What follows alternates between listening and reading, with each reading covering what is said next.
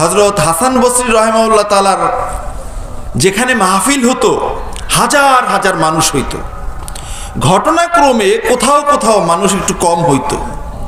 তো ওনার সমসাময়িক একজনে ওনাকে জিজ্ঞাসা করলেন যে হুজুর, আপনার মাহফিলে হাজার হাজার মানুষ হয়, এই হাজার হাজার মানুষ যখন হয় তখন আপনি খুব প্রফুল্লতার সাথে আলোচনা করেন, আবার যখন কোনো কোনো মাহফিলে মানুষ কম হয় তখনও আপনি আলোচনা করেন। তো আমার জানার বিষয় হলো, মানুষ কম হলে ভালো লাগে আপনার নাকি বেশি হলে ভালো লাগে?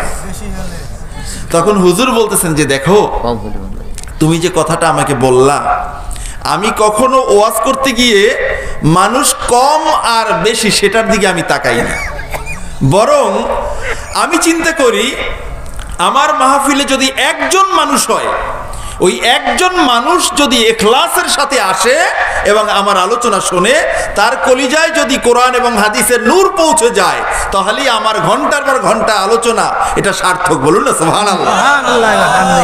আর মনে করেন লক্ষ লক্ষ মানুষ হলো, কিন্তু সবাই আসছে চেহারা দেখতে, বক্তা সুর শুনতে, গজল শুনতে, হাল ফাল দেখতে, একজনের মাঝে কোনো ইখলাস নাই।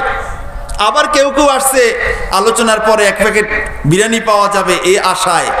তাহলে এই হাজার হাজার লক্ষ লক্ষ শ্রোতা দিয়ে আমার মোটেই কোনো কাজ নাই, তাদের কাছে কোনো প্রয়োজন আমার নাই। হযরত হাসান বসরি রাহিমাহুল্লাহ তাআলা উনি ছিলেন একজন বিশিষ্ট তাবিঈ, সাহাবীদেরকে দেখছেন।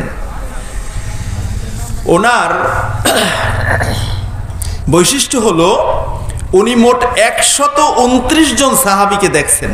সুবহানাল্লাহ, 129 জন সাহাবী।